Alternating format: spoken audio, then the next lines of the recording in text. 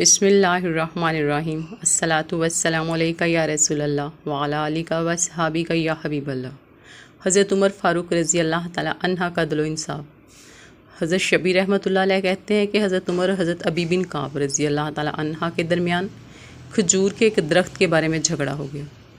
حضرت عمر رضی اللہ تعالیٰ عنہ نے فرمایا، آؤ ہم آپس کے فیصلے کے لیے کسی کو ثالث مقرر کر لیں۔ چنانچہ دونوں حضرات نے حضرت زید بن ثابت رضی اللہ تعالیٰ عنہ کو اپنا ثالث بنا لیا۔ یہ دونوں حضرات حضرت زید رضی اللہ تعالیٰ عنہ کے پاس گئے اور حضرت عمر نے فرمایا، ہم آپ کے پاس اس لیے آئے ہیں تاکہ آپ ہمارے درمیان فیصلہ کر دیں، اور امیر المومنین ہو کر میں خود آپ کے پاس اس لیے آیا ہوں کیونکہ قاعدہ یہ ہے کہ فیصلہ کروانے والے خود ثالث کے گھر آیا کرتے ہیں۔ جب دونوں حضرات حضرت زید رضی اللہ تعالیٰ عنہ کے پاس اندر داخل ہوئے تو حضرت زید رضی اللہ تعالیٰ عنہ نے حضرت عمر کو اپنے بستر کے سرہانے بٹھانا چاہا اور یوں کہا، اے امیر المومنین یہاں تشریف رکھیں۔ حضرت عمر رضی اللہ تعالیٰ عنہ نے ان سے فرمایا، یہ پہلا ظلم ہے جو آپ نے اپنے فیصلے میں کیا ہے، میں تو اپنے فریق مخالف کے ساتھ بیٹھوں گا۔ حضرت ابی نے اپنا دعویٰ پیش کیا جس کا حضرت عمر نے انکار کیا۔ حضرت زید رضی اللہ تعالیٰ عنہ نے حضرت ابی سے کہا، قاعدے کے مطابق انکار کرنے پر مدعی علیہ کو قسم کھانی پڑتی ہے، لیکن میں آپ سے درخواست کرتا ہوں کہ آپ امیر المومنین کو قسم کھانے کی زحمت نہ دیں، اور میں امیر المومنین کے علاوہ کسی اور کے لیے یہ درخواست نہیں کر سکتا۔ حضرت عمر رضی اللہ تعالیٰ عنہ نے اس رعایت کو قبول نہ کیا بلکہ قسم کھائی اور قسم کھا کر کہا، حضرت زید رضی اللہ تعالیٰ عنہ صحیح قاضی تب بن سکتے ہیں جبکہ ان کے نزدیک عمر رضی اللہ تعالیٰ عنہ اور ایک عام مسلمان برابر ہوں۔ دوسرا واقعہ، حضرت زید بن اسلم رحمۃ اللہ علیہ کہتے ہیں کہ حضرت عباس بن عبد المطلب رضی اللہ تعالیٰ عنہ کا ایک گھر مدینہ منورہ کی مسجد نبوی کے بالکل ساتھ تھا۔ حضرت عمر رضی اللہ تعالیٰ عنہ نے اسے مسجد میں شامل کرنا چاہا تو حضرت عباس رضی اللہ تعالیٰ عنہ سے فرمایا، آپ یہ گھر میرے ہاتھ بیچ دیں۔ حضرت عباس رضی اللہ تعالیٰ عنہ نے انکار کر دیا۔ حضرت عمر رضی اللہ تعالیٰ عنہ نے کہا، آپ یہ گھر مجھے ہدیہ ہی کر دیں، وہ یہ بھی نہ مانیں۔ پھر حضرت عمر رضی اللہ تعالیٰ عنہ نے کہا، آپ خود ہی یہ گھر مسجد میں شامل کر دیں، انہوں نے اس سے بھی انکار کر دیا۔ حضرت عمر رضی اللہ تعالیٰ عنہ نے کہا، آپ کو ان تین کاموں میں سے کوئی ایک کام تو کرنا ہی پڑے گا، لیکن حضرت عباس پھر بھی تیار نہ ہوئے۔ حضرت عمر رضی اللہ تعالیٰ عنہ نے کہا، اچھا پھر کسی کو آپ ثالث مقرر کر لیں جو ہمارے درمیان فیصلہ کر دے۔ انہوں نے حضرت ابی بن کعب رضی اللہ تعالیٰ عنہ کو مقرر کیا۔ یہ دونوں حضرات اپنا مقدمہ ان کے پاس لے گئے۔ حضرت ابی نے حضرت عمر رضی اللہ تعالیٰ عنہ سے کہا، میرا فیصلہ یہ ہے کہ آپ ان کی مرضی کے بغیر ان سے یہ گھر نہیں لے سکتے۔ حضرت عمر رضی اللہ تعالیٰ عنہ نے ان سے پوچھا، آپ کو یہ فیصلہ اللہ کی کتاب یعنی قرآن میں ملا ہے یا حضور پاک صلی اللہ علیہ وآلہ وسلم کی حدیث میں؟ انہوں نے کہا، حضور پاک صلی اللہ علیہ وآلہ وسلم کی حدیث میں۔ حضرت عمر رضی اللہ تعالیٰ عنہ نے پوچھا، وہ حدیث کیا ہے؟ حضرت ابی نے کہا، میں نے حضور پاک صلی اللہ علیہ وآلہ وسلم کو یہ فرماتے ہوئے سنا کہ حضرت سلیمان بن داؤد علیہ السلام نے جب بیت المقدس کی تعمیر شروع کی تو جب بھی وہ کوئی دیوار بناتے تو صبح کو وہ گری ہوئی ہوتی۔ آخر اللہ تعالیٰ نے ان کی طرف یہ وحی بھیجی کہ اگر آپ کسی کی زمین میں بنانا چاہتے ہیں تو پہلے اسے راضی کر لیں۔ یہ سن کر حضرت عمر رضی اللہ تعالیٰ عنہ نے حضرت عباس رضی اللہ تعالیٰ عنہ کو چھوڑ دیا۔ بعد میں حضرت عباس رضی اللہ تعالیٰ عنہ نے اپنی خوشی سے اس گھر کو مسجد میں شامل کر دیا۔ تیسرا واقعہ، حضرت حسن رحمۃ اللہ علیہ کہتے ہیں کہ ایک عورت کا خاوند غائب تھا، اس کے پاس کسی کی آمد و رفت تھی۔ حضرت عمر رضی اللہ تعالیٰ عنہ کو اس سے کھٹک ہوئی۔ حضرت عمر رضی اللہ تعالیٰ عنہ نے بلانے کے لیے بھیجا۔ اس آدمی نے اس عورت سے کہا، حضرت عمر رضی اللہ تعالیٰ عنہ کے پاس چلو، حضرت عمر رضی اللہ تعالیٰ عنہ تمہیں بلا رہے ہیں۔ اس نے کہا، ہائے میری ہلاکت، مجھے عمر رضی اللہ تعالیٰ عنہ سے کیا واسطہ؟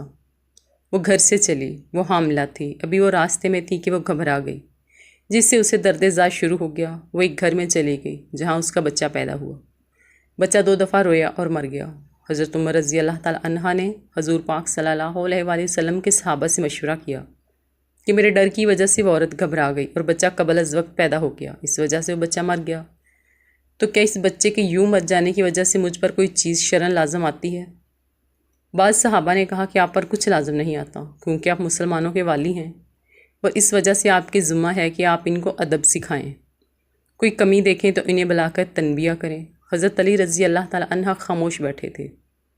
حضرت عمر رضی اللہ تعالیٰ عنہ نے ان کی طرف متوجہ ہو کر کہا، اس بارے میں آپ کیا کہتے ہیں؟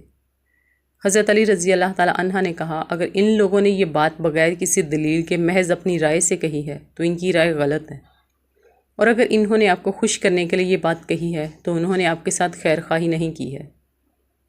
میری رائے یہ ہے کہ اس بچہ کی دیت یعنی خون بہا آپ کو دینا پڑے گا، کیونکہ آپ کے بلانے کی وجہ سے وہ عورت گھبرا گئی، اس لیے یوں بچے کے قبل از وقت پیدا ہو جانے کا سبب آپ ہی ہیں۔ اس پر حضرت عمر رضی اللہ تعالیٰ عنہ نے حضرت علی رضی اللہ تعالیٰ عنہ کو حکم دیا اس بچے کا خون بہا سارے قریش سے وصول کریں، اس لیے کہ یہ قتل ان کی خطا کے طور پر صادر ہوا ہے۔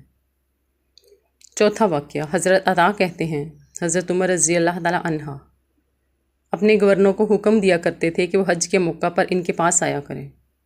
جب سارے گورنر آ جاتے تو عام مسلمانوں کو جمع کر کے فرماتے، اے لوگو، میں نے اپنے گورنر تمہارے ہاں اس لیے نہیں بھیجے ہیں کہ وہ تمہاری کھال ادھیڑیں یا تمہارے مال پر قبضہ کریں یا تمہیں بے عزت کریں، بلکہ میں تو صرف اس لیے ان کو بھیجا ہے تاکہ تمہیں ایک دوسرے پر ظلم نہ کرنے دیں اور تمہارے درمیان مال غنیمت تقسیم کریں، لہٰذا جس کے ساتھ اس کے خلاف کیا گیا ہو وہ کھڑا ہو جائے اور اپنی بات بتائے۔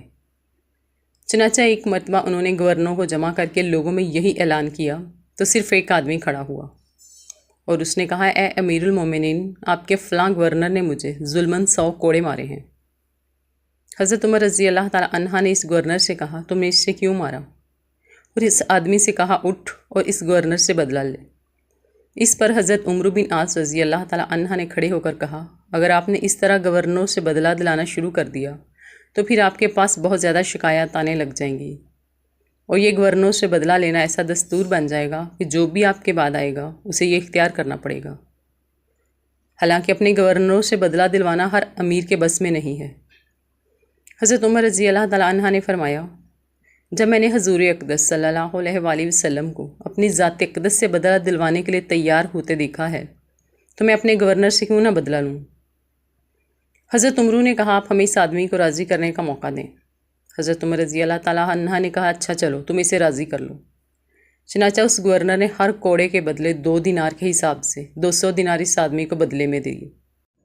پانچواں واقعہ، حضرت یزید بن ابی منصور رحمۃ اللہ علیہ کہتے ہیں کہ حضرت عمر بن خطاب رضی اللہ تعالیٰ عنہ کو یہ خبر ملی کہ بحرین میں ان کے مقرر کردہ گورنر حضرت ابن جاردد یا ابن ابی جاردد کے پاس ایک شخص لایا گیا، اس کا نام ادریاس تھا۔ اس نے مسلمانوں کے دشمن کے ساتھ خفیہ خط و کتابت کر رکھی تھی اور ان دشمنوں کے ساتھ مل جانے کا ارادہ بھی تھا، اور اس کے ان جرائم پر گواہ بھی موجود تھے۔ اس پر اس گورنر نے اسے قتل کر دیا۔ وہ شخص قتل ہوتے ہوئے کہہ رہا تھا، اے عمر میری مدد کو آئیں، اے عمر میں مظلوم ہوں، میری مدد کو آئیں۔ حضرت عمر رضی اللہ تعالیٰ عنہ نے اپنے اس گورنر کو خط لکھا کہ میرے پاس آؤ۔ چنانچہ وہ آ گئے۔ حضرت عمر رضی اللہ تعالیٰ عنہ ان کے انتظار میں بیٹھے ہوئے تھے اور ان کے ہاتھ میں ایک چھوٹا نیزہ تھا۔ جب وہ حضرت عمر رضی اللہ تعالیٰ عنہ کے پاس آئے تو حضرت عمر رضی اللہ تعالیٰ عنہ نے وہ چھوٹا نیزہ ان کے جبڑوں پر مارنا چاہا، لیکن مارا نہیں، کہ حضرت جاردد نے انتہائی غلطی کی وجہ سے اس آدمی کو قتل کیا تھا، اس لیے چھوڑ دیا۔ اور حضرت عمر رضی اللہ تعالیٰ عنہ کہتے جا رہے تھے، اے ادریاس میں تیری مدد کو حاضر ہوں، اے ادریاس میں تیری مدد کو حاضر ہوں۔ اور حضرت جاردد کہنے لگے، اے امیر المومنین، اس نے مسلمانوں کی خفیہ باتیں دشمن کو لکھی تھیں اور دشمن سے جا ملنے کا اس نے ارادہ بھی کر رکھا تھا۔ حضرت عمر رضی اللہ تعالیٰ عنہ نے فرمایا، صرف برائی کے ارادے پر ہی تم اسے قتل کر دو گے؟ ہم میں ایسا کون ہے کہ جس کے دل میں ایسے برے ارادے نہیں آتے؟